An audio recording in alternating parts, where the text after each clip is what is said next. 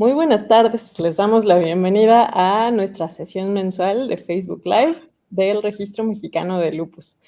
Para nosotros es un gusto traerles un tema que estamos seguras que es de interés para todos y pues para esto tenemos a un especialista que nos va a platicar de ello. Y antes de presentárselas, déjenme les doy la bienvenida a nuestras compañeras por parte de Lupus MX. Nos acompaña el día de hoy Sandy Vera, nuestra querida Sandy. Bienvenida, Sandy.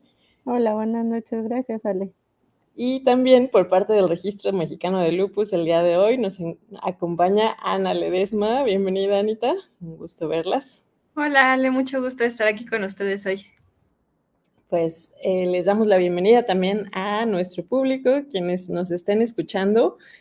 Pues una vez más, estamos listas aquí en redes sociales para atender a las consultas que puedan tener, a escuchar y leer sus comentarios a través de pues los comentarios de Facebook.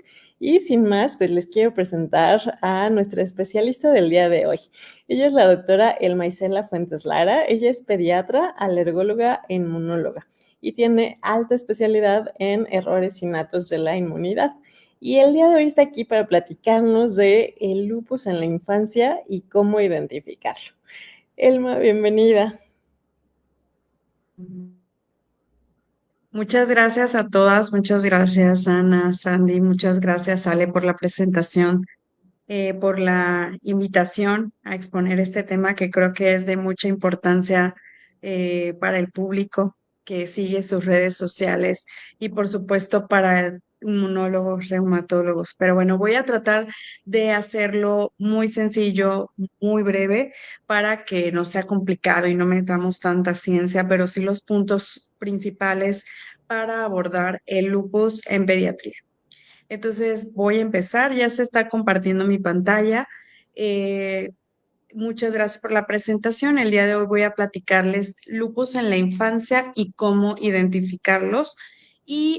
Con relación a esta plática, pues declaro que no tengo ningún conflicto de interés y es bien importante que identifiquemos qué es el lupus eritematoso sistémico. Y pues esta es una enfermedad, desafortunadamente, del sistema inmunológico, es una enfermedad en donde el sistema inmunológico se ataca a sí mismo y ocasiona múltiples manifestaciones a muchos órganos. Es una enfermedad muy compleja que resulta de múltiples interacciones ambientales, hormonales y genéticas. Y en los niños específicamente, la forma de presentación, la evolución clínica y los hallazgos inmunológicos pues realmente son muy similares a los de los adultos, con pequeñas diferencias que estaremos platicando en los próximos minutos. Durante esta sesión hablaremos acerca de generalidades del lupus eritematoso sistémico pediátrico. Vamos a hablar acerca de cuáles son las principales manifestaciones clínicas que seguro los que siguen las redes sociales de ustedes, pues van a saber que ya hay muchas que son muy características. Vamos a hablar de cómo abordarlas y cuál sería el seguimiento por el médico en los pacientes con lupus eritematoso sistémico pediátrico y por supuesto que si tienen un niño que cumpla con estas características, derivarlo al especialista. Y esta es una enfermedad que se le conoce a lupus como la enfermedad de las mil caras. Y esto es porque no son pacientes de libro. O sea, varios pacientes pueden tener manifestaciones muy diferentes. Entonces, por ejemplo, Anita pudo haber debutado con el rash malar, que es muy característico, pero Juanito, sus principales manifestaciones son a nivel del riñón. Y tenemos, por ejemplo, a Santi, que él tiene manifestaciones sobre todo a nivel pulmonar, y así podemos tener múltiples manifestaciones y no es una característica típica de los pacientes. Por eso a veces es muy complejo el diagnóstico de estos pacientes y siempre tiene que ir de la mano de ir descartando otros tipos de diagnósticos y hacer diagnósticos diferenciales. Pero aquí con todas las características clínicas que les voy a decir el día de hoy, pues espero que a lo mejor las principales manifestaciones hagan como una bandera roja, un foquito rojo en ustedes y decir, ¿y qué tal si es lupus? ¿Y qué tal si este niño sí puede tener lupus? Porque mire, tiene estas manifestaciones renales y pues está muy chiquito y miren que tiene rash malar o miren que trae fiebre y tiene úlceras orales, está bajando de peso, se le está cayendo el cabello. Entonces ustedes a través de los próximos minutos van a poder identificar cuáles son esos pacientes en donde deben de poner una mayor atención para poder diagnosticarlos. Y bueno, algo importante es saber por qué se llama lupus. La palabra lupus viene del latín que significa lobo, ¿no? Y este se llama lupus eritematoso sistémico porque las lesiones que tienen en el lupus, que son las lesiones crónicas del lupus discoide, asemejan, como ven en esta imagen, a la mordida de un lobo. Entonces, por eso se le llamó así como lupus eritematoso por la coloración roja que presenta y sistémico porque recordemos que el lupus no solo afecta a un órgano, sino que puede afectar a múltiples órganos. Es una enfermedad sistémica y bueno, de ahí viene el nombre. Y hay diferentes tipos de lupus que pueden aparecer en la infancia. Yo les puse algunos de los más característicos. Por ejemplo, tenemos el lupus eritematoso sistémico, que es el clásico, por así decirlo, que son estas características que presentan los pacientes del rash malar, de la presencia de fiebre, el lupus que nosotros vamos a describir a continuación. Luego tenemos el lupus que es inducido por algunos medicamentos. Y esto, una de las características de este tipo de lupus es que cuando el paciente deja de consumir el medicamento en cuestión, ¿qué pasa? Que los síntomas en la mayoría de los casos desaparecen. Luego tenemos el lupus cutáneo, que hablaremos de las principales alteraciones de lupus en la piel en los próximos minutos. Y por último tenemos el lupus neonatal, ¿no? Que se presenta sobre todo en los niños que tienen mamás con lupus, aunque esto, bueno, esto se creía antes, pero ahora se ha observado que alrededor del 50% de los pacientes que tienen lupus neonatal tienen mamás que son sanas, pero que sí tienen anticuerpos anti-RO o anti-LAG, pero son completamente sanas. Y esta imagen en lo personal a mí me gusta mucho porque nos ayuda a describir qué tan complejo puede ser el lupus eritematoso sistémico. Acordémonos que el sistema inmunológico tiene la capacidad de reconocer lo propio de lo no propio y, por supuesto, atacar a lo no propio y sacarlo de nuestro organismo. Sin embargo, por múltiples defectos que pasan, se pierde esta tolerancia y entonces las células del paciente, ¿qué pasa? Que empiezan a desconocer, empiezan a tener como un pequeño trance, empiezan a olvidar, yo lo veo así como que empiezan a olvidar quién son, los mecanismos de tolerancia se empiezan a perder. Y entonces, ¿qué pasa?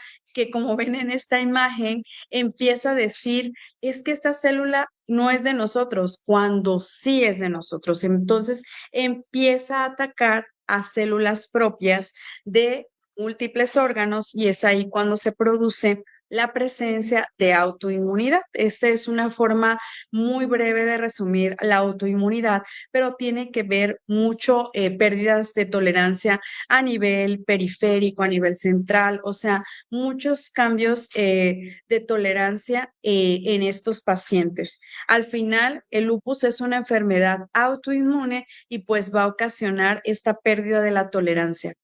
Yo si les pudiera decir, a ver, esto es el causante del lupus, por esto se observa, pues la verdad es que no, porque es una enfermedad que es multifactorial. ¿Qué quiere decir que es multifactorial? Que no solo necesita un factor para aparecer. La cuestión genética, por ejemplo, no porque una mamá tiene lupus, el hijo también va a tener lupus, ¿no? Sí hay un mayor riesgo de presentar enfermedades autoinmunes, por ejemplo, en gemelos monocigoto se observó que si un gemelo tiene lupus, el otro tiene 10 veces más de riesgo de presentarlo. Y en hermanos también, si un hermano tiene una enfermedad como lupus, tiene también 8 a 20 veces más riesgo de presentar, por ejemplo, una enfermedad autoinmune. Existen otros factores como los factores hormonales que aquí les puse, por ejemplo, la FSH, la LH, también los estrógenos, o sea, que lo que hacen estos estrógenos más bien estos, es que van a prolongar la vida de los linfocitos autorreactivos. Y entonces lo que no queremos nosotros es tener linfocitos autorreactivos, queremos quitarlos de nuestro cuerpo y que abunden los linfocitos reguladores, los que nos van a ayudar a mantener esta paz o esta homeostasis en nuestro organismo. Pero pues los factores hormonales también pueden contribuir a la aparición de estas enfermedades. También, pues el factor inmunológico, que es la pérdida de la tolerancia. Muchas veces esta pérdida de la tolerancia se da posterior a infecciones virales o por producción de autoanticuerpos. Y existen muchos otros factores como la exposición solar, los rayos UV, ciertos medicamentos. Ya habíamos comentado del lupus inducido por medicamentos, ciertas toxinas, tabaquismo o incluso la dieta, ¿no? Aquí, como les resumo otra vez, existen muchos factores, los factores genéticos, del medio ambiente, la pérdida de la tolerancia inmunológica, factores hormonales o incluso la propia epigenética. Todo esto en conjunto, o sea, no solamente se necesita uno, sino que yo lo veo así, tenemos un apagador, siempre se los explico a los pacientes, y a lo mejor ese apagador significa que ese apagador significa que el factor genético, ¿no? Yo lo tengo ahí, pero no está encendido, pero de repente viene un factor ambiental o un factor hormonal y ¡pic! Lo prende. Y entonces a través de ahí, ¿qué pasa? Que se empiezan a generar complejos inmunes, autoanticuerpos, y va a empezar a haber un daño a cada uno de los órganos, que es lo que se produce con lupus eritematoso sistémico. Hay una pérdida de la tolerancia. Estos son algunos de los factores que ya les comentaba.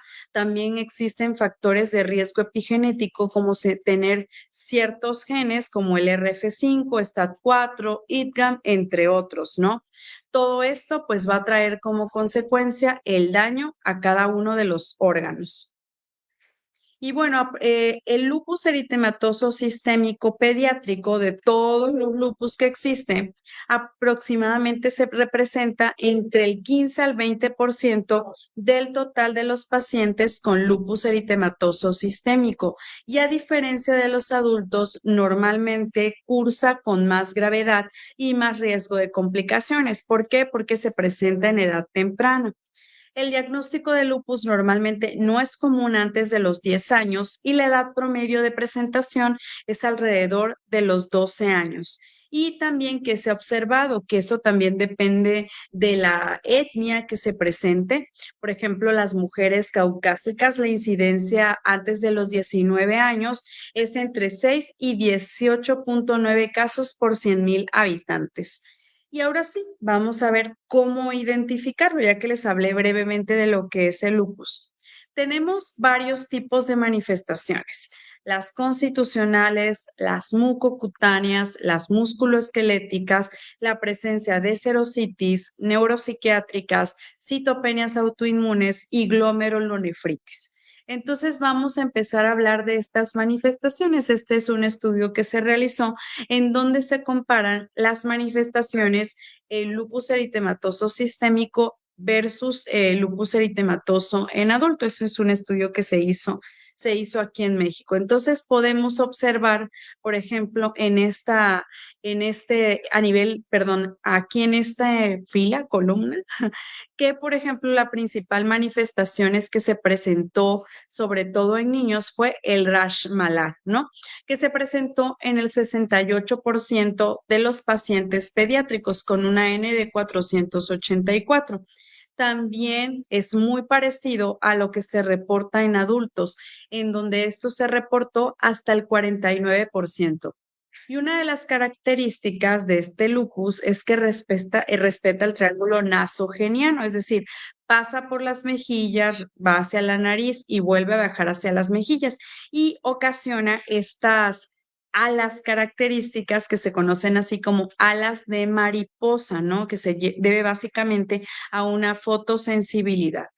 Otras manifestaciones que presentaron los pacientes, pues fue la nefritis lúpica, que de hecho en los niños es una de las principales manifestaciones. De hecho, es una de las principales manifestaciones que se asocia también con el pronóstico, ¿ok?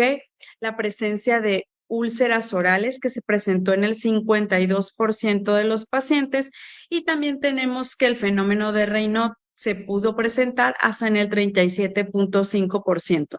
Y si ustedes lo ven en esta imagen, la verdad es que las manifestaciones son muy parecidas en los porcentajes, tanto en adultos como en niños. Pero ahorita vamos a ver cuáles son estas manifestaciones que se presentan. Primeramente, vamos a hablar acerca de las manifestaciones cutáneas que son muy específicas.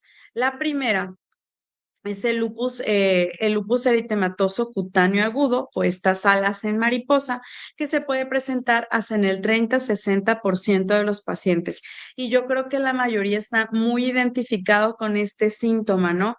De hecho, es una de las principales cosas que preguntamos en la consulta, ¿no? Si el paciente presenta enrojecimiento de las mejillas, si ha visto que se relaciona con el sol y bueno, estas cuestiones. Luego tenemos el lupus eritematoso subagudo, ¿no? Que como ustedes observan aquí, se presenta como un eritema anular. En la mayoría de los casos, los pacientes tienen anti-Rho positivo en un 90% de los casos. Y por último, tenemos el lupus eritematoso crónico, o es decir, el lupus discoide, que es la forma más frecuente del lupus crónico, que se presenta hasta en el 25% de los pacientes y una de las características es que ocasiona cicatrices. Y justamente de este tipo de manifestación cutánea es donde viene el nombre de lupus, de lobo, que son estas lesiones que se presentan en los pacientes que son como pues estas cicatrices que se presentan que tienen la forma de una mordida de lobo. De aquí viene su nombre, por el lupus discoide. Otras manifestaciones son, por ejemplo, la presencia de úlceras orales y que van a estar muy relacionadas con la actividad de la enfermedad. ¿Qué vamos a observar aquí? Nosotros tenemos que revisar muy bien a los pacientes. ¿Por qué? Porque estas úlceras son indoloras. Entonces el paciente pues las puede tener y nunca tener, no, pues no le van a doler. Entonces siempre es importante revisar sobre todo el paladar duro. Además que nos van a hablar acerca de la actividad de la enfermedad. También no es muy común, pero también hay que revisar a nivel de las narinas porque también aquí pueden presentarse úlceras y se ha asociado también con perforación del tabique. Entonces, siempre a la exploración física revisen estas alteraciones. Otro fenómeno que podemos observar que es muy característico de los pacientes con lupus, es el fenómeno de Raynaud. Y ustedes ven que es este cambio de coloración secundario a, por ejemplo, los cambios de temperatura o incluso también se ha relacionado con la presencia de emociones. Es muy importante en estos pacientes hacer una capiloroscopía para observar pues que no haya daño. Y otra cosa que durante la exploración tenemos que hacer en pacientes, que bueno, en general en todos nuestros pacientes, es observar las palmas de las manos y las plantas de los pies. Y justamente para observar que no tengan estas lesiones eritematosas o estas lesiones, como ustedes ven, de color violáceo, que sugieren la presencia de vasculitis cutánea. Entonces también hay que revisar en los pacientes ese tipo de alteraciones. Y esta es una de las principales manifestaciones que podemos observar en los pacientes, que son las manifestaciones renales. Que esto, como ya les comentaba, determinan el pronóstico de los pacientes con lupus eritematoso sistémico y desafortunadamente es una de las manifestaciones más graves y también más frecuentes. En lupus pediátrico se puede presentar hasta en el 80% de los pacientes. ¿Qué podemos encontrar como manifestaciones renales en nuestros pacientes con lupus? Síndrome nefrótico, proteinuria, hematuria, hipertensión arterial o deterioro de la función renal. Por eso es bien importante que si ustedes están sospechando que tengan un paciente con lupus eritematoso sistémico, algo clave es que lo sigan o más bien siempre pidan un examen general de orina, que no se vaya a salir de la consulta sin que le pidan este examen general de orina, porque si no, pues ya puede tener daño renal y ustedes no se han dado cuenta. Un simple examen general de orina puede hacer la diferencia. Posteriormente ya pediríamos exámenes más complejos, como una recolección de orina de 24 horas, pero aquí es bien importante lo que les comento, que no salga de su consulta sin estas manifestaciones renales. Otra cosa es que, por ejemplo, los pacientes con lupus eritematoso sistémico y que tienen manifestaciones renales, siempre es importante valorar la realización de una biopsia renal. ¿Por qué? Porque no siempre las manifestaciones clínicas o las manifestaciones que está presentando el paciente están relacionadas con la clasificación del daño renal. Existe una clasificación para evaluar el daño renal mediante biopsia y entonces no porque el paciente no tenga, por ejemplo, hipertensión o si tiene hematuria o si tiene más manifestaciones renales, o sea, no está asociado a la función, a la biopsia. Entonces, siempre de preferencia hay que considerar la realización para saber en qué estadio se encuentra nuestro paciente. Yo les comento que la siguiente manifestación, que es las manifestaciones neuropsiquiátricas, pues la verdad es que son bien difíciles de diagnosticar. Sobre todo, bueno, yo creo que al menos que conozcamos muy bien a nuestro paciente, podemos sospechar que se trata de alguna manifestación neuropsiquiátrica. Normalmente los síntomas son como muy de otras enfermedades. Por ejemplo, los pacientes pueden venir con a lo mejor un trastorno del ánimo, los pacientes pueden venir así como dolor de cabeza. Yo siempre lo que he notado es que los papás siempre dicen, doctora, pero es que iba súper bien en la escuela y entonces de repente le empezó a dar mucho sueño, ya no se está concentrando mucho, la vemos que le da mucho dolor de cabeza, vemos que bajó sus calificaciones y a lo mejor con ese tipo de interrogatorio podemos ir viendo que a lo mejor el paciente puede estar desarrollando alguna manifestación cutánea. Neuropsiquiátrica. Algunas de las manifestaciones neuropsiquiátricas más importantes son la cefalea, las crisis epilépticas, los trastornos del ánimo, corea, meningitis aséptica, neuropatía de nervios centrales o periféricos. Pero pues siempre las manifestaciones neuropsiquiátricas siempre se relacionan con la actividad de la enfermedad. Entonces, vayan ustedes, también tienen que hacer un interrogatorio porque a lo mejor un dolor de cabeza puede ser por múltiples cosas. Entonces, el médico de primer contacto siempre debe de estar enfocado en, a ver, ¿será que esta conducta no es normal en ella? Ya lleva muchos días con dolor de cabeza.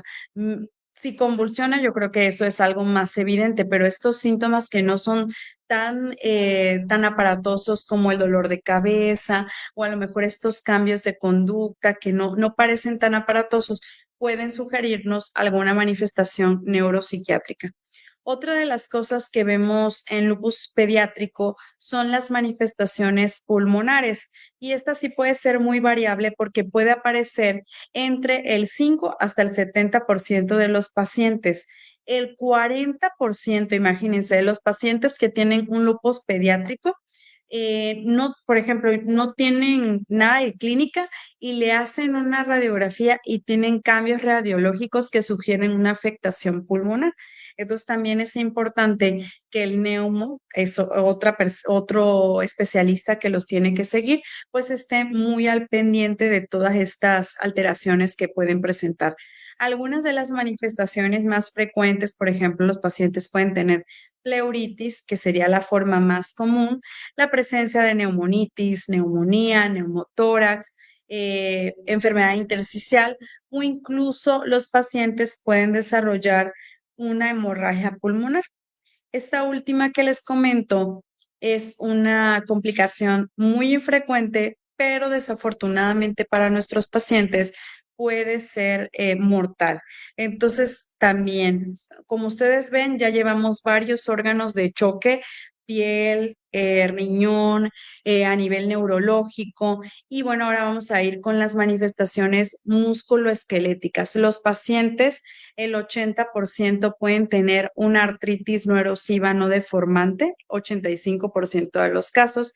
También pueden tener ansiedad y desorden afectivo concomitante y pueden también desarrollar un dolor articular agudo en cadera en el 10% de nuestros pacientes, ¿no? La fibromialgia, la miositis y la osteonecrosis, que también son complicaciones. Las manifestaciones hematológicas, una biometría hemática siempre no debe de faltar, en donde podemos observar la presencia de leucopenia, linfopenia, leucocitosis, anemia hemolítica, trombocitopenia o incluso algunos pacientes pueden debutar con síndrome de Evans. Luego tenemos las manifestaciones gastrointestinales, que estas son un poquito más frecuentes, pero por ejemplo los pacientes pueden desarrollar vasculitis del tubo digestivo o mesenterio, peritonitis o incluso pancreatitis en menos del 10% de los casos. La verdad es que el lupus puede afectar a cualquier órgano, o sea, como ustedes ya lo vieron, se desarrollan autoanticuerpos y algunas de estas manifestaciones son las principales, como ya les comenté.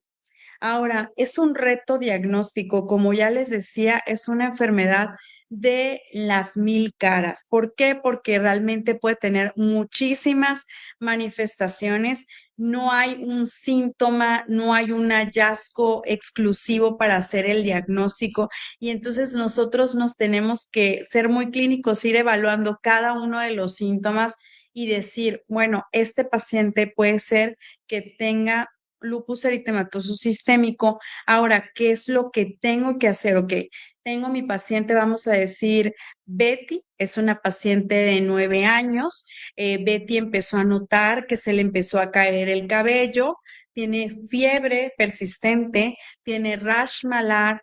Y aparte de eso, le pide su pediatra una biometría hemática y tiene linfopenia, ¿no? Y vemos, entonces nosotros decimos, ¿qué puede ser? O sea, que hay muchísimos diagnósticos diferenciales, incluso diagnósticos oncológicos. ¿Qué es lo que vamos a ir haciendo? Pues preguntando, ¿no? En historia clínica. Tiene todo lo que ya mencionamos, tiene fenómeno de Raynaud, tiene manifestaciones cutáneas, ¿qué otras alteraciones puedo ver en los laboratorios? Y justo ahí cuando tengamos la sospecha diagnóstica, creo que lo que sigue es pedir los autoanticuerpos, ¿no?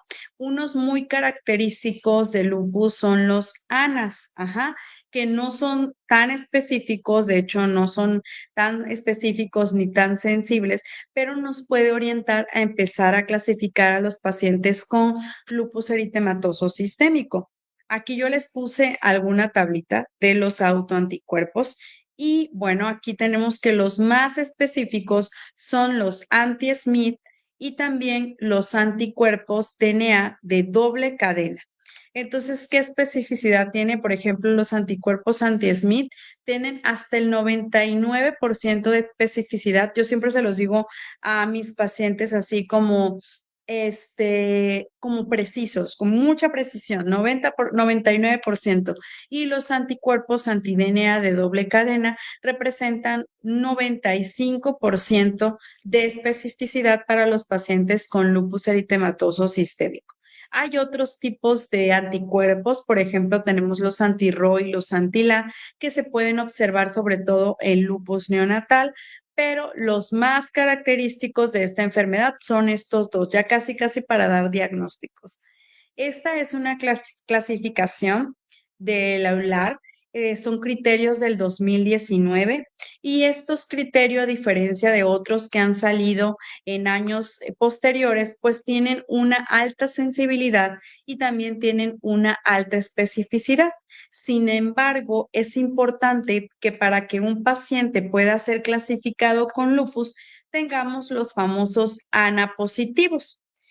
Estos criterios desafortunadamente todavía no están validados en niños, pero bueno, o sea, se utilizan de forma indistinta porque muchas de las manifestaciones, como ya vimos, pues son muy similares en lupus. Ya hay muchos estudios en donde se están validando también estos criterios y hay muchos donde se han utilizado y se han validado, pero pues todavía falta como que salga lo oficial.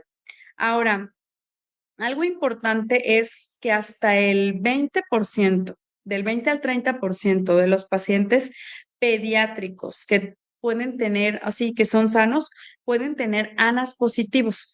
Y esto no significa que tengan la enfermedad. Existe una población que es completamente sana que desarrolla los anticuerpos. Ajá, así que no nos vamos a estresar porque a lo mejor si no tenemos manifestaciones, no hay que buscarle, ¿ok? Bueno, pues fíjense, esta clasificación de EULAR que se utiliza, que son de los criterios del 2019, bueno, clasifica de acuerdo a las manifestaciones constitucionales, hematológicas, neuropsiquiátricas, mucocutáneas a nivel de serositis, pleuritis, musculoesqueléticas, renales y de estudios inmunológicos. Y aquí, por ejemplo, si ustedes dicen, es que mi paciente tiene leucopenia, tiene trombocitopenia, entonces le voy a dar 7 puntos. No, aquí se va a tomar los puntos más altos. Es decir, si tu paciente tiene leucopenia y tiene trombocitopenia, entonces lo que ustedes van a hacer es 4 puntos, no van a sumar 4 más 3. También, por ejemplo, si el paciente presenta, o sea, decir, todos estos, bueno, aquí están agrupados, por ejemplo, bueno, delirio, psicosis, convulsiones, no van a sumar 2 más 3, 5 más 5, 10, no, van a tomar los puntos más altos. Entonces, en este caso serían 5, ya llevamos 4 acá, por las manifestaciones que les ya llevamos 9, y por ejemplo, mi paciente presenta anticuerpos antidoble DNA de doble cadena. Entonces ya tenemos 15 puntos y automáticamente podemos decir que ya clasifica a nuestro paciente para lupus eritematoso sistémico, pero siempre se requiere de los ANA positivo.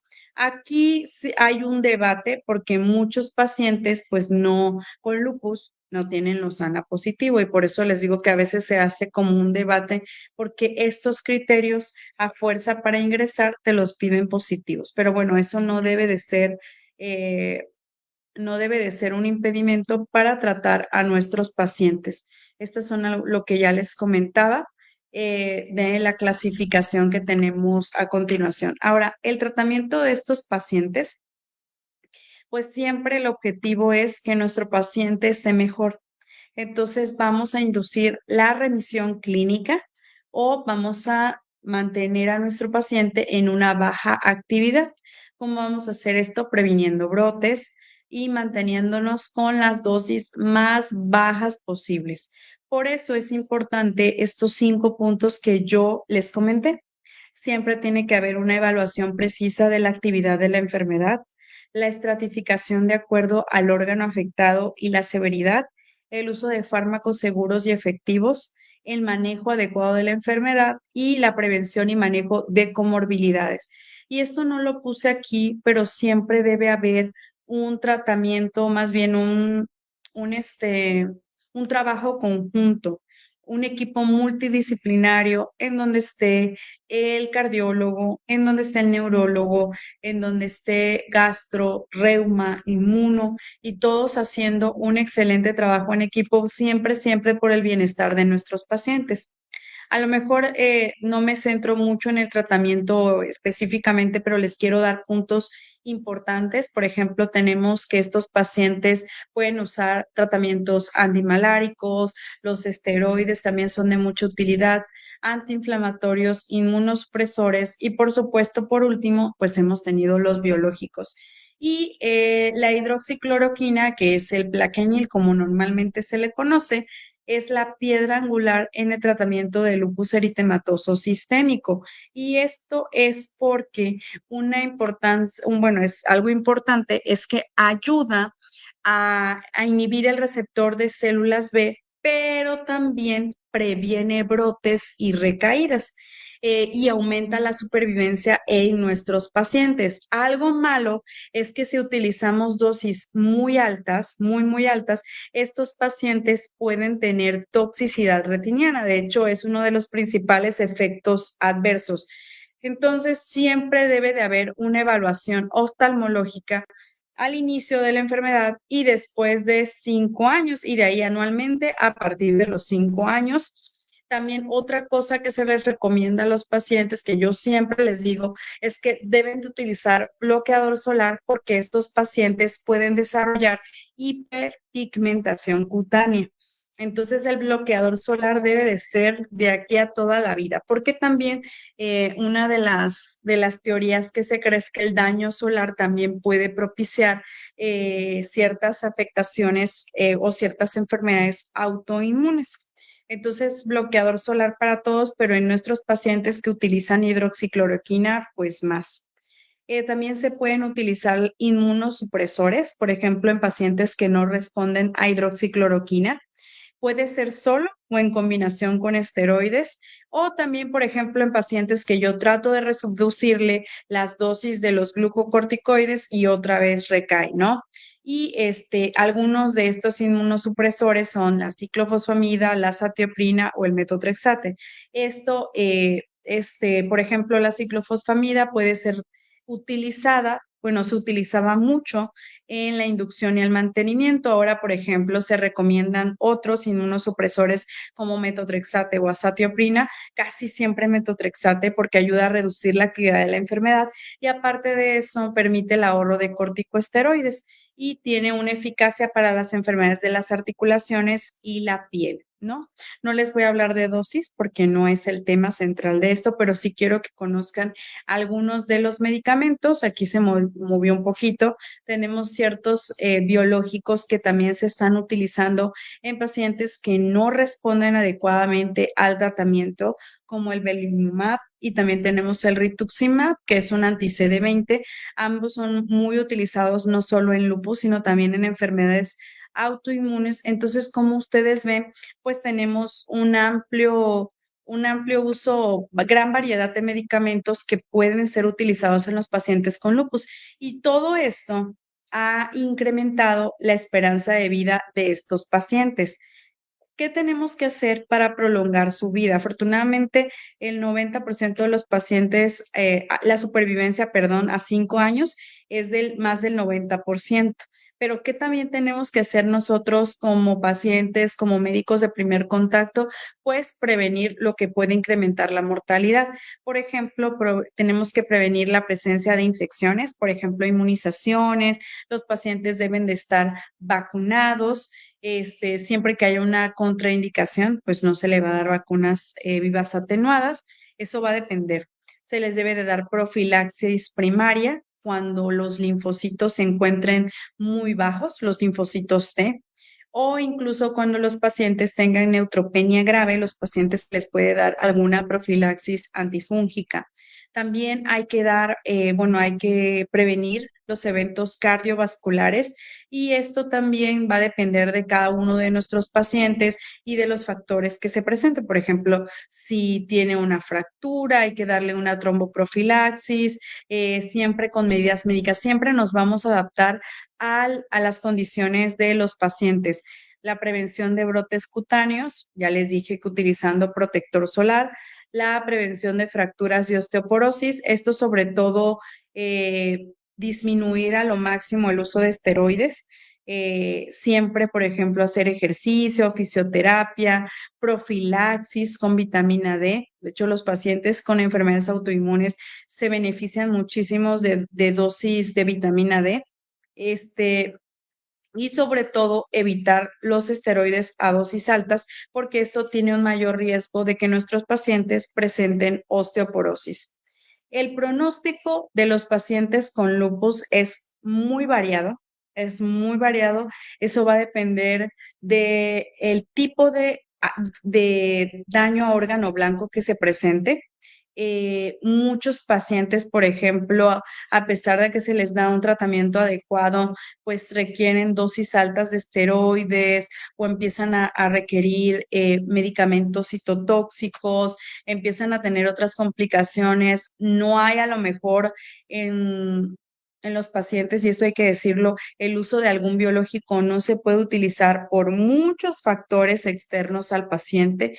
Y por supuesto, un factor de mal pronóstico en nuestros pacientes es la enfermedad renal, que como ya vimos influye en el pronóstico, la hipertensión arterial, el sexo masculino, los extremos de edad de presentación o muy chiquitos o muy grandes, el nivel socioeconómico bajo, porque esto también hace que nuestros pacientes pues no tengan acceso a ciertos medicamentos. Afortunadamente, hay muchísimas instituciones públicas que tienen medicamentos muy buenos. También los pacientes que desarrollan o que tienen anticuerpos antifosfolípidos y desarrollan síndrome antifosfolípido tienen un mayor riesgo, un peor pronóstico por el riesgo de eventos trombóticos en estos pacientes. Entonces, como ustedes ven, el lupus es una enfermedad muy compleja, es tratable. Si la diagnosticamos a tiempo, tiene buena esperanza de vida y nuestros pacientes pediátricos pueden vivir a edades adultas y vidas completamente productivas. Y algo muy importante es que siempre no se olviden de médicos como primer contacto. No sé si me están escuchando también pacientes, pero pacientes que ustedes vean algo que no es normal, algo que ya está fallando, vayan con su reumatólogo de confianza o vayan con su inmunólogo. Hay muchos reumatólogos, bueno, más bien muchos inmunólogos que se especializan en estas enfermedades y que los pueden seguir, porque al final esto es lo más importante, que sean referidos adecuadamente, que sean tratados adecuadamente para evitar complicaciones y, por supuesto, tener buena calidad de vida, que creo que esto es lo que más nos importa a nosotros como médicos y a los pacientes, que estén muchos años bien, sin recaídas y con la menos cantidad posible de medicamentos. Entonces, como conclusión, me gustaría agregar que a pesar de que el pronóstico de lupus ha mejorado en los últimos años, pues sigue siendo una enfermedad que plantea grandes retos. Y esto es por lo que ya dijimos, puede aparecer por muchas cosas, o sea, es una enfermedad que nos da una cara por un lado, pero por otra nos da otra cara a lo mejor mejor y del otro lado nos da otra cara peor, ¿no? Pero bueno, lo importante es que nosotros sepamos o contemos con estas banderas rojas que le acabo de dar para poder sospecharla y sobre todo en los niños. Otra cosa que les quería comentar es que durante la infancia, pues es muy importante diagnosticarlas porque estos pacientes tienen un mayor riesgo de morbimortalidad en la edad adulta, es decir, de fallecer a edades tempranas o incluso de desarrollar complicaciones, a diferencia de que si el paciente lo presenta más tardíamente. Entonces, bueno, espero que esta plática haya sido muy cortita y bueno, aquí estoy por si tienen alguna duda.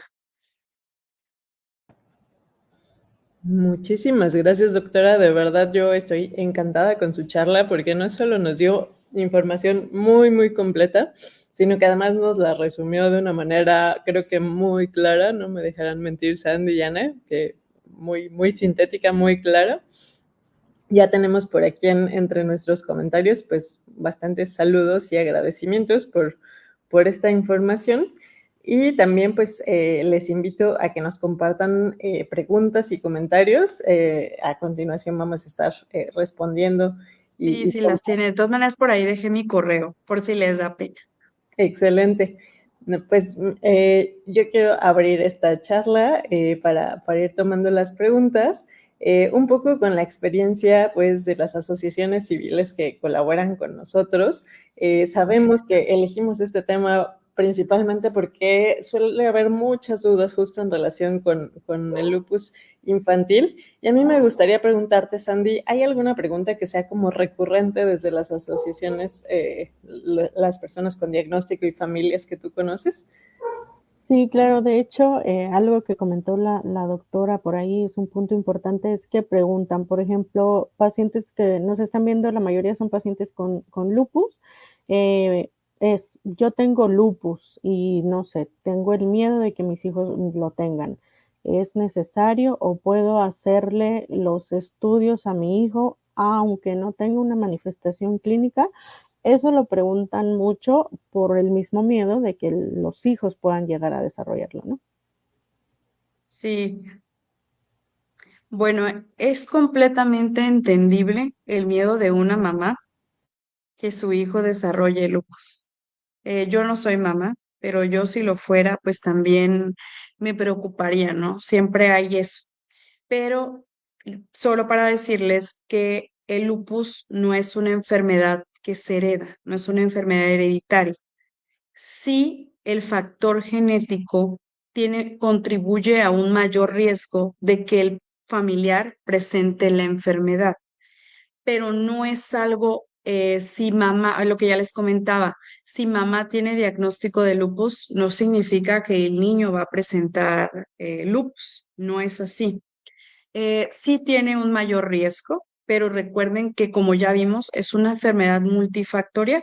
Aunque tenga el switch, el botoncito de prendido y apagado de lupus, no lupus, existen muchas cosas que la puedan prender. Incluso ustedes van a observar, o sea, ustedes de seguro ven que muchos pacientes no tienen antecedentes familiares de ninguna enfermedad autoinmune.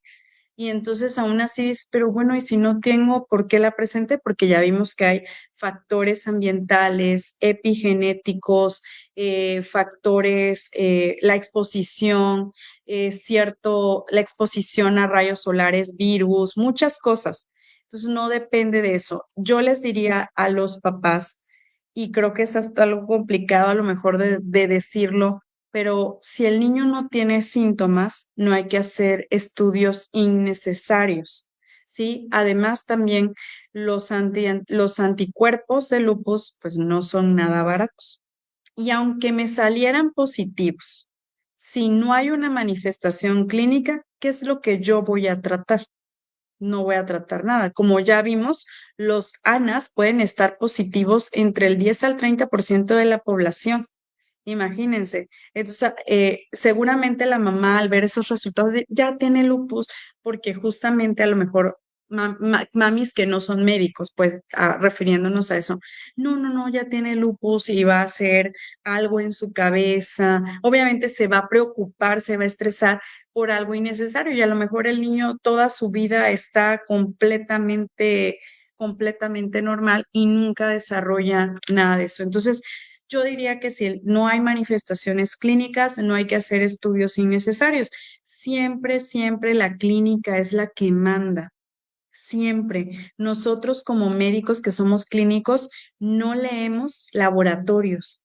Son parte importante de hacer un diagnóstico, pero siempre nos vemos con la historia clínica, la evaluación de nuestro paciente y pues sí, la clínica. Y ya sobre la clínica pedimos laboratorio. Si me llegan, hay muchos pacientes, por ejemplo, yo que veo mucha alergia también y vienen con resultados de alergia positivo, pero el niño está sintomático y quieren que yo lo trate.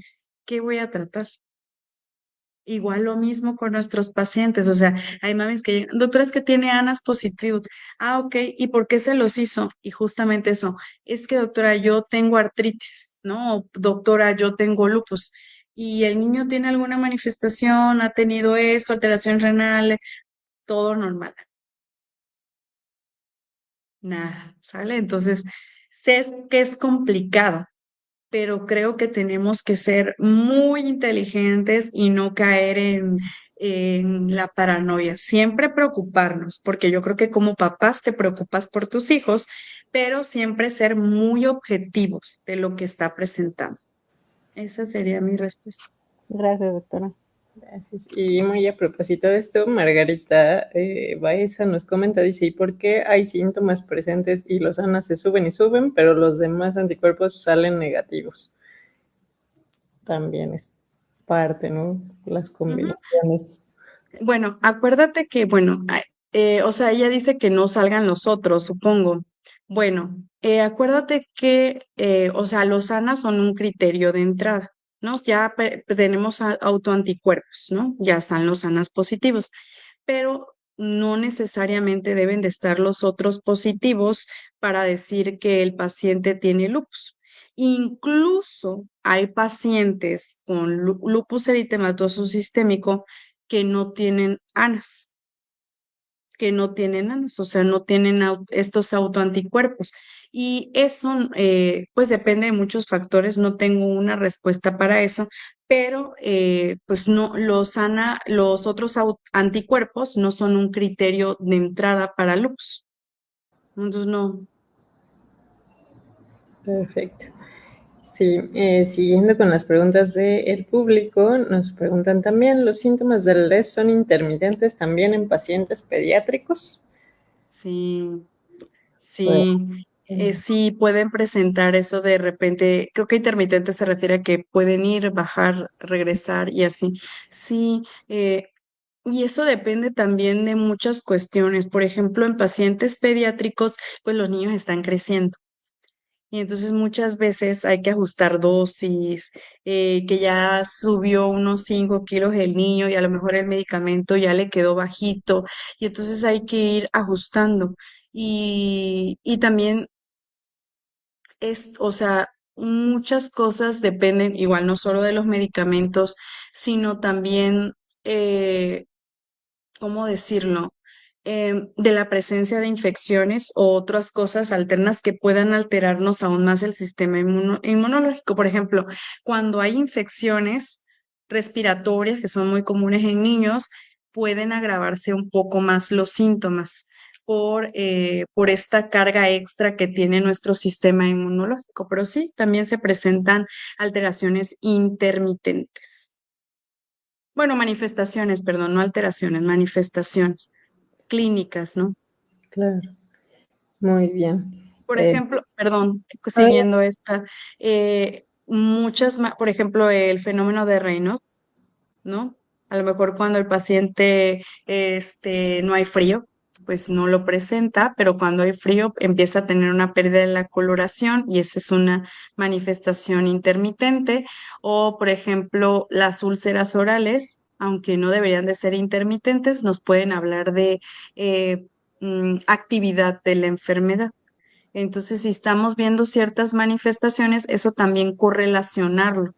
Ajá, o sea, uy, el paciente tiene úlceras, uy, entonces a lo mejor el medicamento está bajito, a lo mejor hay que ajustar dosis, ese tipo de cuestiones también.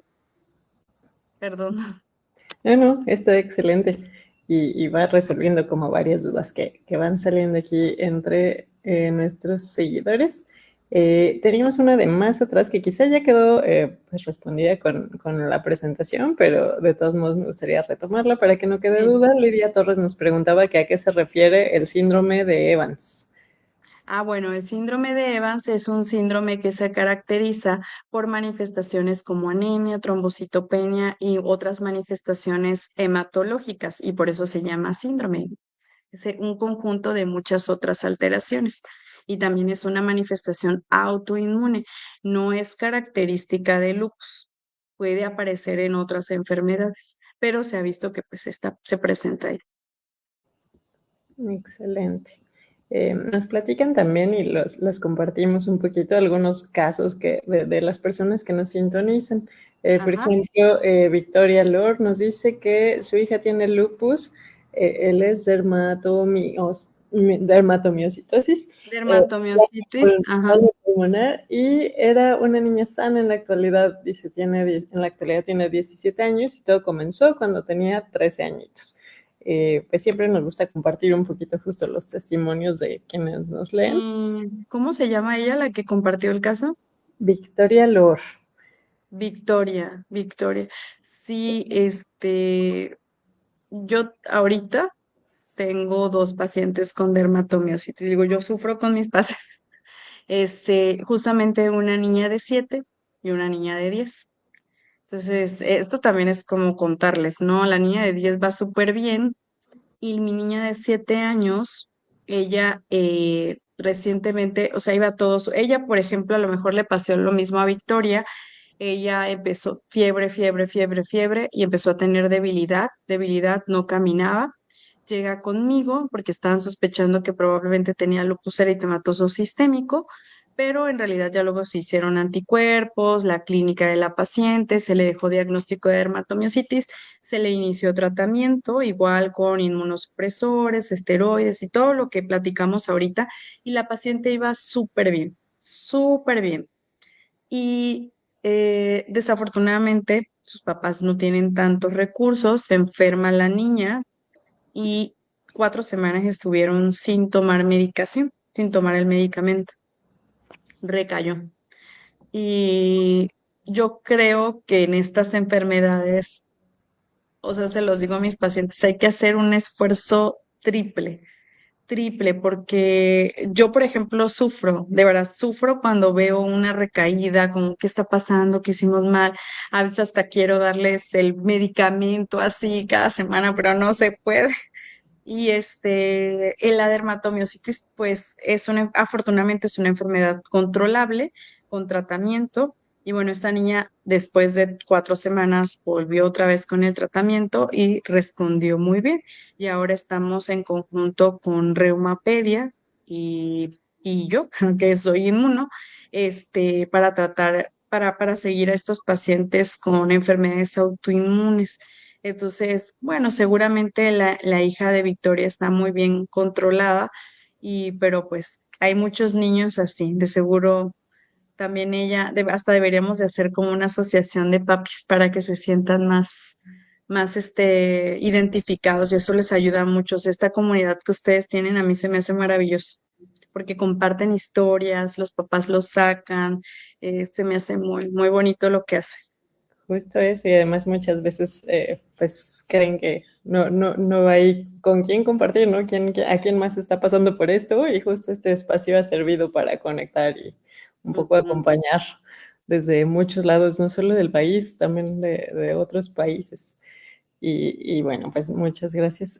Sandy, ¿tenías por aquí alguna pregunta Sí, que me llamó la pues atención? seguimos con los miedos de los papás, doctora. Yo sí soy mamá, soy paciente con lupus y tengo a mi hija también con diagnóstico de lupus. Entonces, uno de los miedos también es los efectos secundarios de los medicamentos a inicios de los tratamientos con edades muy tempranas. Entonces, justo Noemí dice, doctora, mi hija tiene 1 año con tratamiento de LES, me preocupa que el medicamento tenga efectos secundarios. Sabemos que pues los efectos secundarios de algunos de los tratamientos como los glucocorticoides y los inmunosupresores tienen por ahí algunas interacciones con el desarrollo, pero bueno, ¿qué se puede hacer? Y creo que también ligada un poquito a la pregunta es como un tip en los niños, en los pediátricos, cómo hacer que haya un apego al tratamiento, porque pues muchas veces son niños, no quieren tomar el medicamento, ¿no? Entonces, si hay alguna manera o algún tip que usted como pediatra recomiende a los papás para que haya este apego al tratamiento. Bueno, miren, todo lo que uno consume tiene efectos adversos. Todo. No hay una sustancia que el organismo no consuma o sea, que no consumimos y sea inocua. Hasta la comida. Si la comemos de más, nos va a engordar. O sea, desafortunadamente, pues los medicamentos sí tienen efectos adversos, pero si está con un equipo, Noemí, de médicos, de reumatólogos y así, de reumatólogos, inmunólogos, el nefrólogo y todo, estos médicos deben de tomar controles de laboratorio cada cierto periodo de tiempo. No sé qué tratamiento tiene la niña de Noemí, la hija de Noemí, pero o sea, siempre los médicos tomamos controles, por ejemplo, enzimas hepáticas, por ejemplo, la hidroxicloroquina. Ya vimos que los pacientes tienen que evaluarse de forma anual en un principio, luego cada 5 años, tiene que tener una valoración inicial por el oftalmólogo para evitar que tengan alteraciones a nivel de los ojos. El metotrexate con enzimas hepáticas, lo vamos viendo, o sea, siempre pedimos laboratorios cada cierto tiempo para ver lo de la enfermedad. Yo aquí siempre les digo a los pacientes, es riesgo-beneficio.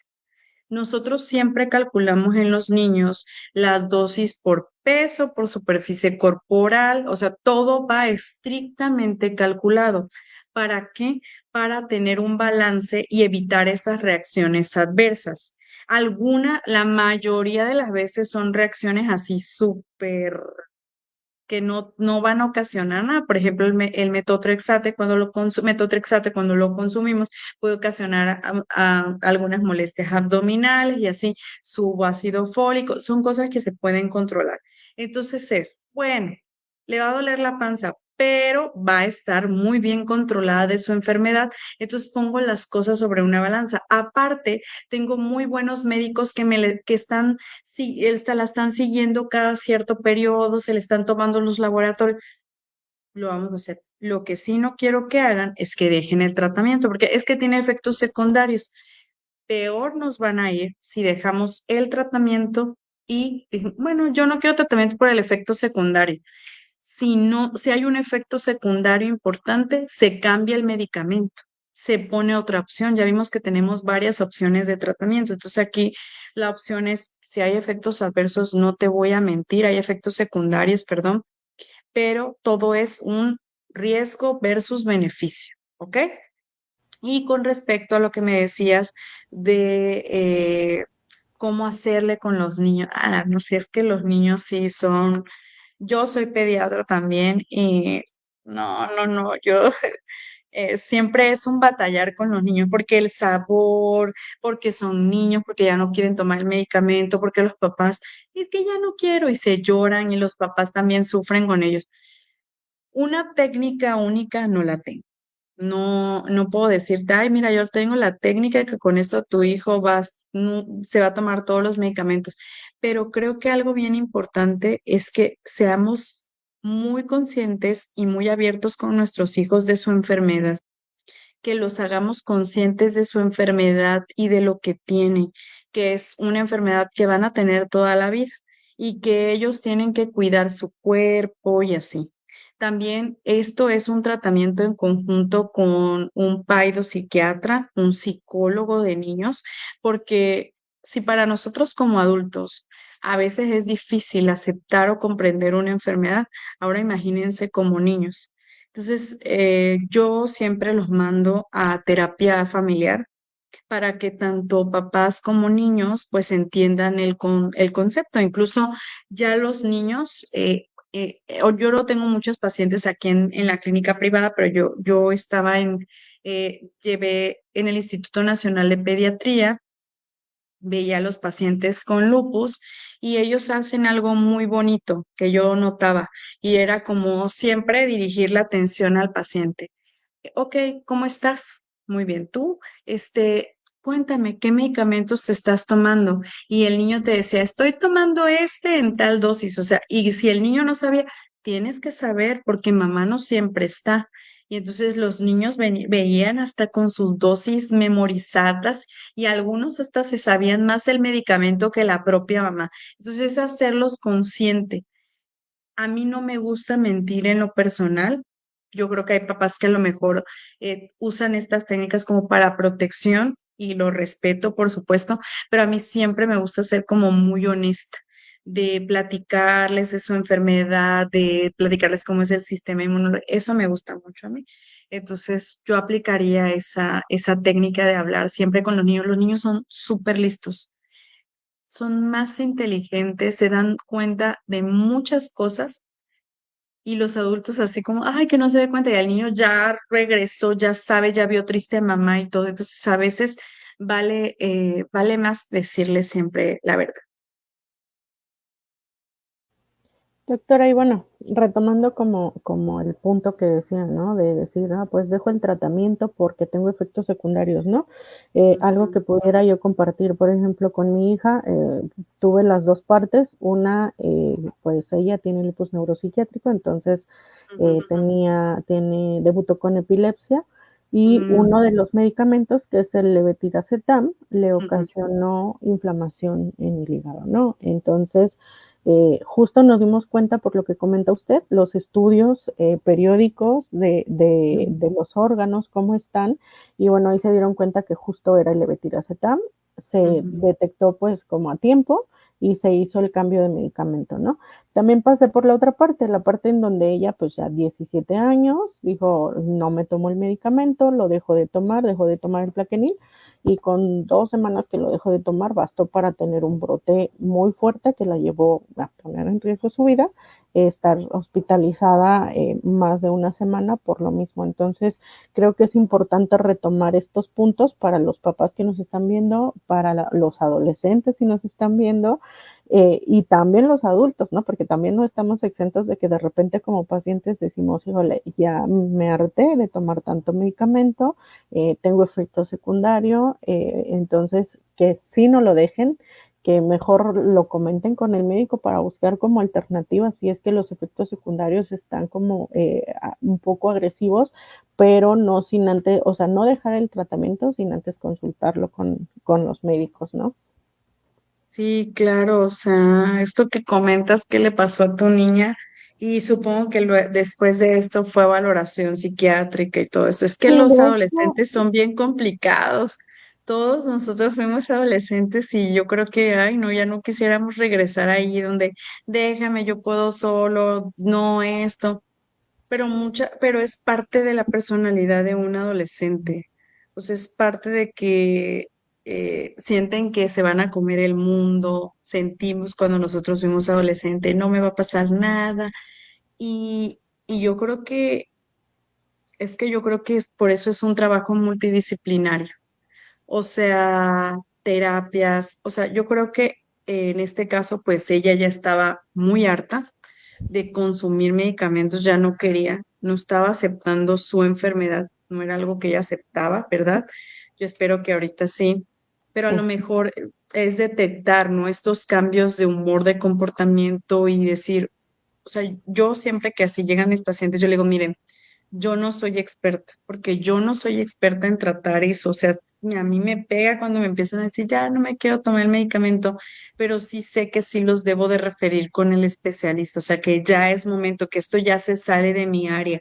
Siempre es, vamos al psicólogo, vamos a esto. O sea, yo definitivamente hablaría con el niño, con el adolescente y sí lo mandaría a ayuda psicológica porque es un área que se sale de mí. Yo no sé si el paciente está cursando por una depresión menor, una depresión mayor, si está cursando con ansiedad. Son cosas que se salen de mi área de expertise y por eso siempre los refiero. Porque esto que tú mencionas ahorita es dejar de consumir el medicamento, pero a lo mejor luego son ideaciones suicidas de ¿para qué vivo? Si voy a estar tomando el medicamento toda mi vida. Entonces creo que una cosa tan pequeña puede desencadenar en otras cosas. Entonces, no dejarlo pasar y siempre estar acompañada o estar de la mano con el psicólogo, con el paidopsiquiatra, con el psiquiatra de adultos. Entonces, sí, o sea, yo sí los mando, porque no en un médico solo no puede hacer todo. Entonces sí tiene, por eso ustedes también hacen este trabajo, ¿no? O sea, son varios las que están ustedes aquí en todo este proceso, porque uno solo podría hacerlo, pero pues uno solo no está capacitado para tener todos los conocimientos.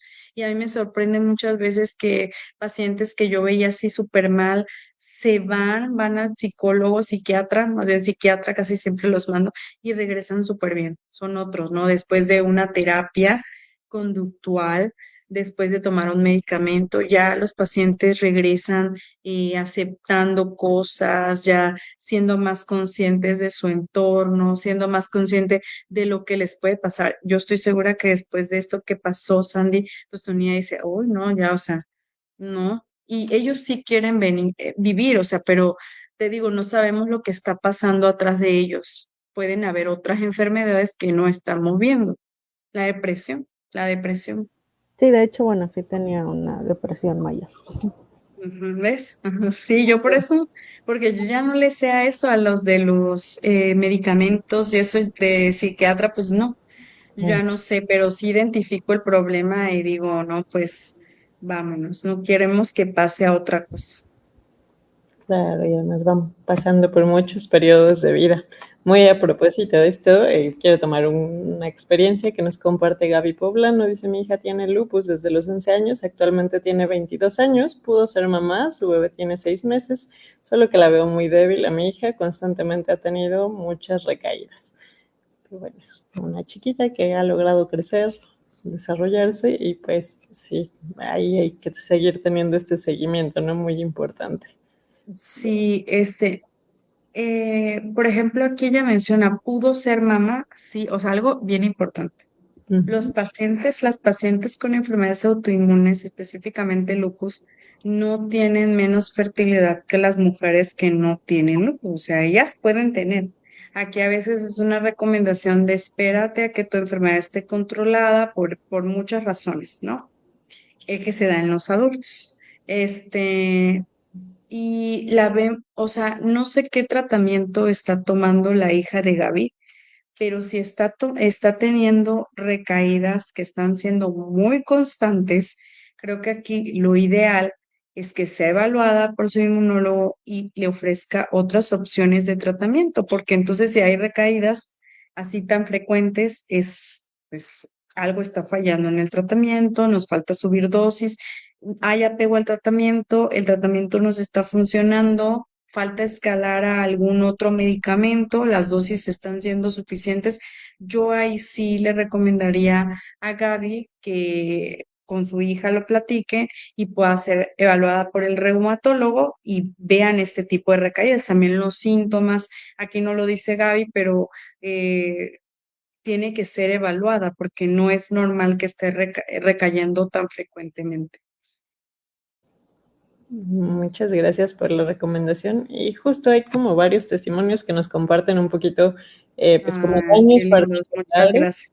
Sí, hay varios que mencionan daños particulares. Por ejemplo, Margarita nos preguntaba si es normal que al respirar el pecho truene al grado de poder escucharlo otras personas. Y creo que No, está muy no, la recomendación no. que das ahorita de ir con el especialista, ¿no? Sí, Platicas. o sea, digo, está bien que nos pregunten, pero yo ya los mandaría full al neumólogo.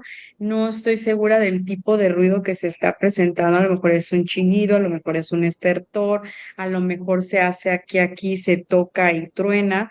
Entonces, no, ve, hazte una placa y ve con el médico. Qué bueno que preguntó y que vaya, porque aquí yo no la puedo revisar, ¿verdad? Pero sí es, no, si me pregunta es normal, no, no es normal que truene, pero necesitaría escuchar ese sonido para decirte, ay, es esto, y no lo puedo hacer. Entonces, la recomendación es, ni lo dudes, si ese ruido nunca lo has tenido, ve a valoración. Claro. Muy importante. Siempre recalcamos la importancia de pues, las recomendaciones, como bien dices, que se pueden dar Pero aquí. está bien O sea, que pregunten, sugerencias está pues, esto, pero claro. ya váyanse, están preguntando y ya se están yendo, ya están avisando. Excelente, pues ya, clarísimo la recomendación. Y bueno, voy a retomar dos preguntas hacia lo mismo, que las hemos contestado igual en otras sesiones en vivo que han ido encaminadas a nutrición, que se las recomendamos mucho con la doctora Beca. Nos preguntan por aquí si se pueden tomar prebióticos y probióticos. Sí se pueden tomar probióticos y probióticos. No hay mucha evidencia de que si los usa les va a ir bien, pero no hay ninguna contraindicación. De hecho, lo que sí hay buena evidencia es de vitamina D. La vitamina D sí está muy recomendada en enfermedades autoinmunes. De hecho, es bien importante que siempre tomemos controles antes de iniciar un tratamiento para ver en qué valores se encuentran nuestros pacientes. Ay, por ahí se salió. Pero prebióticos y probióticos no, la evidencia no es muy sólida, pero sin ningún problema se podrían utilizar. O sea, el objetivo aquí es que, o sea, no va a prevenir enfermedades autoinmunes, pero les puede ir bien a los pacientes. Ahí se desconectó. Sí, me sacó, pero ya regresé. Pues sí. Y pues vamos a ir cerrando esta sesión, que ya nos le echamos larga, pero muy constructiva, muy productiva. Tenemos ya muchas pues respuestas a las preguntas y las que no, quizá más tarde, pues si les puede echar un ojito, doctora. Me pueden mandar un correíto. Claro, exactamente, les dejamos los datos de contacto en los comentarios. Y yo quisiera nada más para cerrar preguntarle, algo que hemos visto es que nos faltan especialistas. De hecho, por ahí nos preguntaban, ¿y dónde están los inmunólogos? ¿Usted podría platicarnos cómo se forma una pediatra especialista en esta área? Miren, les voy a decir una cosa, en mi muy particular experiencia. Eh, bueno, primero, yo hice medicina general, ya no me acuerdo si fueron 6 o 7 años, ya no me quiero acordar. Después hice pediatría, 3 años, luego hice alergo inmuno, 2 años, y inmunoalergo, pues, y luego hice inmunodeficiencias primarias, que ahí fueron 1 año, pero en realidad me quedé 2. Un reumatólogo sigue lo mismo, o sea, si es reumatólogo pediatra, medicina general, pediatría, reumatología son los mismos años y posteriormente, pues ya, él sale. Sí hay mucha carencia de especialistas. Por ejemplo, yo soy de Tabasco y aquí apenas llegó un reumatólogo pediatra. Entonces, al principio yo estaba viendo esos niños, a los que son de enfermedades autoinmunes, porque yo veo enfermedades con errores innatos de la inmunidad. Y pues ya estaba muy familiarizada con estos niños, la verdad.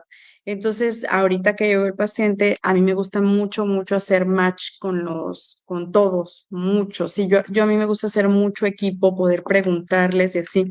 Y afortunadamente, los especialistas aquí se dan eso, pero sí estamos muy carentes de especialistas, desafortunadamente, ¿verdad? Pero hay muchas páginas que pueden buscar ustedes así como reumatólogo en tal lado y les van a aparecer. O muchas páginas de los consejos, ahí aparecen dónde estamos nosotros. Por ejemplo, los inmunólogos, o bueno, los que hacemos alta especialidad en errores innatos de la inmunidad, hay una página que se llama FUMENI, que es la Fundación Mexicana de Niños con Inmunodeficiencias Primarias, que ustedes se meten ahí y ahí dice, encuentra a un inmunólogo. Y ahí les van a decir dónde están los inmunólogos que se formaron en errores innatos de la inmunidad. Entonces, con los reumatólogos es lo mismo. Ujú. Excelente, pues igual les ponemos por ahí la liga para que puedan consultarla. Ya, adelante. Sí, justo iba a comentar que en esta semana publicaron los del Colegio Mexicano de Reumatología también una aplicación similar que se encuentra tu reumatólogo. Entonces, creo que se están Exactamente. levantando estas plataformas para facilitar el acceso o la ubicación de médicos especialistas en diferentes lugares del país. Sí. Sí, de hecho, imagínense, o sea, yo hago alergo inmuno y aquí en Tabasco, pues afortunadamente ya hay un reumatólogo pediatra, acaba de llegar. Y en Campeche, por ejemplo, no hay alergólogo inmunólogo, no hay alergo en Campeche. Digo, en Ciudad del Carmen, que está muy cerquita de aquí. No voy a decir Campeche porque en Campeche sí, en Ciudad del Carmen. Y entonces dices, ay, faltan muchos, pero la mayoría se quedan en las grandes ciudades. Y eso son por otras cuestiones que no hablaremos aquí, pero muchos buscan oportunidades en hospitales grandes, en otro tipo de pues de lugares, a lo mejor donde hay más oportunidades para crecer y así. Eso también depende mucho Pues ahí también es una invitación a nuestra de comunidad la médica invitación. para Pero que hay se muchos sume. médicos que sí regresan. Yo regresé después de 14 años. Wow, Acá. Ujú. qué bueno. Y bueno, igual para ir cerrando, Ana, ¿cómo podemos contribuir en la parte pediátrica al registro mexicano de lupus? Hola, sí, como decía la doctora en su presentación, pues en esta parte del lupus pediátrico sabemos que la genética juega un papel importante. Si bien no es hereditario de la mamá tiene, el niño o la niña va a tener, sí sabemos que hay una carga o un riesgo genético importante. Ahorita parte de las evaluaciones que estamos haciendo a nivel de estudios genéticos justamente está enfocado en entender o el ver qué factores están influyendo en que la gente presente lupus con diagnóstico temprano, pediátrico en este caso. Entonces, dentro de las muestras que estamos recolectando de DNA, que ya tenemos varias participaciones aquí en Querétaro, en Ciudad de México, en Puebla, con Lau, hemos estado identificando a estas personas que se diagnosticaron pediátricas para justamente ver qué factores genéticos pudieran estar contribuyendo a este desarrollo tan temprano de la enfermedad. Entonces, extender nuevamente la invitación. Ya saben que para este estudio es un hisopado bucal. Tenemos varias personas de diferentes grupos y asociaciones ayudándonos. Entonces, están todos invitados. Si no ubican a alguien, ahorita Laura justamente creo que va a volver a tomar muestras en Puebla, en Estado de México. Vania y el Despertar de la Mariposa también nos están ayudando constantemente. Vénganse a Tabasco. Usted díganos, doctora, y le mandamos los hisopos con todo el gusto del mundo. Justamente es lo que iba a decir. Si alguien dice, yo me aviento, tenemos por ahí alguien en Hidalgo y en Veracruz que nos dijeron, si me mandan, yo ayudo. Pues son bienvenidos, nada más contáctenos y podemos ir trabajando poniéndonos de acuerdo para hacerles llegar el material. El hisopado es muy fácil, ya a Sandy ya les ha tocado. Es muy fácil, nos toman 5 minutitos y nos puede dar muchísima información para entender este background genético que tenemos los mexicanos, ¿no? Y cómo contribuyen al desarrollo de esta enfermedad. Ay, qué padre. Sí, nos ponemos de acuerdo. Perfecto, pues así salen las colaboraciones y así crece el Registro Mexicano de Lupus, pero también esta conexión pues con asociaciones civiles, con médicos y bueno, pues les agradecemos mucho que el día de hoy nos hayan sintonizado. Sabemos que se quedan algunas preguntillas por ahí todavía sin responder. Les pedimos por favor que me manden correo. Exactamente, para que les puedan responder pues personalmente esas dudas. Sandy, te agradecemos muchísimo en representación de las asociaciones civiles Lupus MX. Muchas gracias, Ale, y por ahí la doctora está en TikTok, tiene muy buenos videos con buena información. Está como Elma Alergias, ¿verdad, doctora? Elma Alergias. Sí, pero hay nada más de alergias. Bueno, pero igual es información que puede servir a muchos de los que nos están viendo. Muchas gracias. Gracias. Sí, contactar en redes, Instagram, TikTok. Muchas gracias por la invitación, Muchas gracias por considerarme. También en Instagram la acabo de etiquetar en un estado, entonces ya pueden ir directamente a sus redes a preguntar. Bueno, sí. Pues muy bien, y bueno, síganos en el Lupus RGMX, en el registro, les recordamos, está abierto para que se registren adultos, pediatras, pediátrico, también la parte de controles, personas que quieran colaborar con el registro, que no tengan ningún diagnóstico, también es útil esa información justo para encontrar las diferencias. Así que, pues muchísimas gracias, les deseamos muy buena noche y les esperamos el siguiente mes en nuestra sesión en vivo. Recuerden, si tienen algún tema del que quisieran saber, escríbanos, denos sugerencias, nosotras estamos atentas para pues enriquecer estas sesiones y pues poder formar y enriquecer esta comunidad. Hasta la próxima.